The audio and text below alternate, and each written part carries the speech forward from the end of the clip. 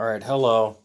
Okay, talking about registering as a juvenile sex offender for 10 years.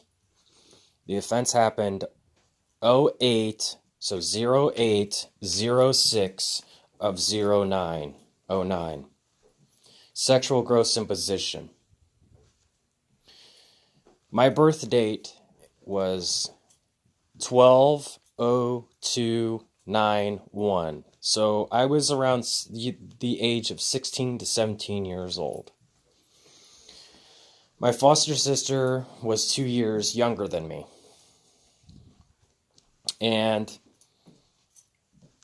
I had a hernia surgery operation.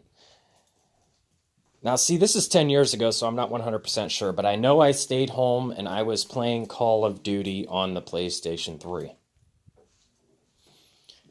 And I'm pretty sure I was home for hernia surgery. And basically, I was taking Percocet for the pain. But anyway, I was on the Call of Duty playing. I stayed home from school. I was playing Call of Duty. My foster sister stayed home from school because she claimed she was sick, but I don't know, she really wasn't. But anyway, I was up on the balcony playing Call of Duty and I heard a squeaking noise. I was up on the balcony on the upstairs, the second floor. She was on the first floor, down below in the living room. I heard a squeaking in a chair. So I looked down. My foster sister was playing with her private part, fingering herself, going up and down, watching pornography on the computer. So after this, I was aroused and turned on. She saw that I was aroused. I had a hard on. She saw I had a hard on. So she came upstairs and sat next to me on the weight bench and stuck her hands down in her shorts saying, "Oh, how this feels so good." So basically something was about to happen. We were about to get it on. But then the garage door opened. My foster mom came back home, opened up the garage door, and that stopped everything. Now, mind you, this is their maternal daughter. My foster parents, they wanted to adopt me. And this is their real daughter. I'm their foster child. They wanted to adopt me. And I'll get to that. So anyway, the adoption was supposed to be the very next morning to be adopted. I did not want to be adopted because they wanted me to change my last name to their last name, and I wanted to keep my last name. So they were forcing this upon me. So I kept this in mind. And I'm thinking to myself, how could I stop the adoption? I don't want to be adopted, right? So all this is going on at the same time. And I said, fuck it. If I'm going to make a move, I might as well make a move now. So as the day prolongs, my foster parents, my foster brother, everybody's home. So everything was normal. But then later that night, when everybody went to sleep, I went into the dining room. Or not the dining room. It's the balcony where the PlayStation 3 is. So I went onto the PlayStation 3 and I went to pinkworld.com. And I was watching pornography across from her room. Her door was wide open. And I was masturbating watching pornography across from her room. She saw that I was masturbating across from her room. And I had a boner. And she was in a bunk bed. She was on the top of the bunk bed and she had her legs up, moving, and I could see the blanket going up and down. She was fondling herself.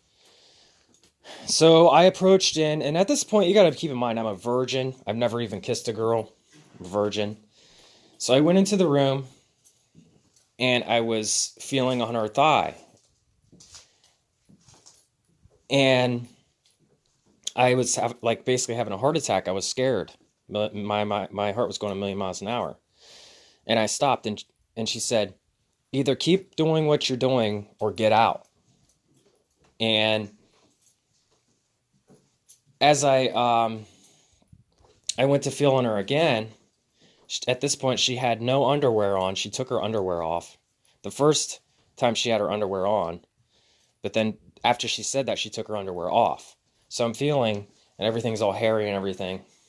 And then I was having like a heart attack or whatever, like not literally a heart attack, but my heart was racing real fast and I was nervous as fuck. So I left her room, went into the bathroom, and I masturbated. Got rid of it, you know. And so everything went on like it did. Everything was normal. Everything was the same, you know, blah, blah, blah, blah, blah. But then the very next day, the same thing. The next night, wait until everybody goes to sleep, do the same thing, put porno on the TV, get aroused across from her room, same thing. I come into her room, and I'm feeling on her leg and everything, and she had her underwear on, and she said that, well, she didn't say anything, but she was there moving around and stuff, and she's basically, the adoption was supposed to be that very next morning or whatever, and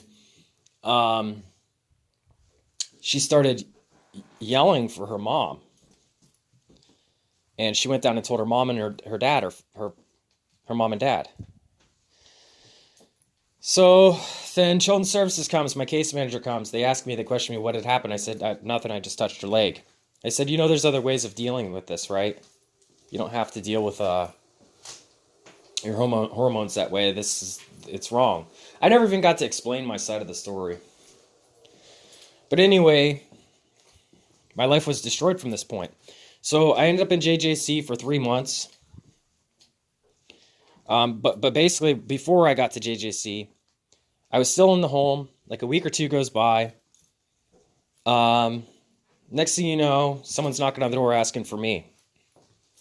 And it was the United States Marshals, U.S. Marshals. They put me in the back of this car. They asked me what had happened. I told them I touched her leg. They said that's not what the paperwork says. It says rape. So then I go to JJC for 3 months. I get out of JJC. I'm on house arrest. And get this, mind this too. And I went to court and everything. My foster parents told me to plead guilty, let's get this over with. But they dropped the charges down from rape down to sexual gross imposition because they had no evidence of rape. Because it was not rape. But then they tried to say it was basically molesting her in her sleep. But she was not asleep. Okay? It's a fucking trap. And this is why you gotta be careful with women. All in general. They're very dangerous. They can manipulate and twist shit to fuck your life up, like mine. But anyway, after I get out of JJC, I go back into the foster home. They still wanted to adopt me. I did not want to be adopted. And how fucking stupid for the case manager or case worker at Children's Services to move me back into that house after this situation. Stupid. It's set up for failure again. For another situation, a fucked up situation to be in. So I'm on house arrest. They put an alarm on my door and her door. And I had to share my room with my foster brother, which was gay. And all this happens. I go back to school. There's rumors spread around school that I raped my sister. I had sex with my sister, this and that. Rumors, gossip. So it caused me to drop out of school and then go to another school, and then the rumors started at that school too. So I dropped out of that school and then went back to another school. So it affected my education. And not only that, but I was on Strattera. I was on medication because they considered me a hyperactive, bad kid because I fought back or whatever. I've grown up in foster homes for 10 years. And basically at this point, I'm like 16, 17. I want to get laid. And every time I had a girlfriend or anything, they would not let me out of their supervision. I wasn't allowed out of the yard. And they would say, oh, no. I was like, hey, can me and my girlfriend go outside and play basketball? No, you have to sit here and we have to watch you. Can we go outside and play out back and, or, chill outside? No, we have to watch you. And it was different for their daughter and their son because they would allow them to go hang out with their friends and go do what they want. And I feel like this would have never happened. I was led on, and I feel like this would have never happened if I was allowed to be a kid, to go hang out with friends and stuff, But my life has been destroyed. I've been publicly humiliated. And anytime that I explain this story or anything, nobody gives a shit, And it's just, and here's the thing, right? I'm a juvenile. I'm a kid.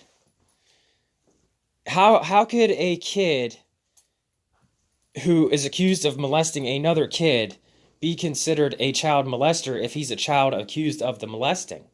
Do you see what I'm saying? And it's not even true. But it's just the fact of being in that category, that people view you as a child molester when you're not a child molester if you're a child accused of the molesting.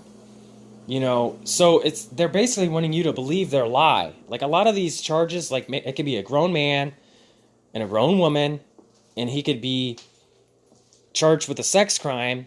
And how is that if a grown man or a child and another child, it's basically, how could they be put into that category of being a child molester when they did not molest a child? They have a sex offense with somebody that's their same age. You see what I'm saying? They put you into a category, the wrong kind of category, which I think they need to fix this for the future reference of a sex charge making you an automatic pedophile. It's not right.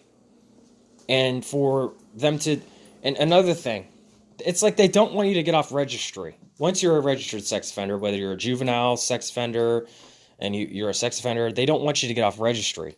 So they're going to make your life a miserable hell. And the sheriff down at the Trumbull County Sheriff, Warren, Ohio, got me for failure to register in 2015, but in 2014, he's like, I don't know what had happened, this and that, and, you're going to prison, this and that, because I refused to give him my cell phone. He wanted to go through my cell phone, and I refused to give him my cell phone, so he slammed me up against the wall and told me I'm going to prison, and he said he'd get me next year, so he got me for failure to register.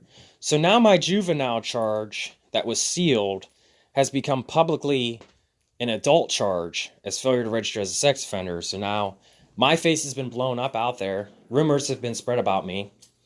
All of this to try to drive me to suicide. Not able to get a job.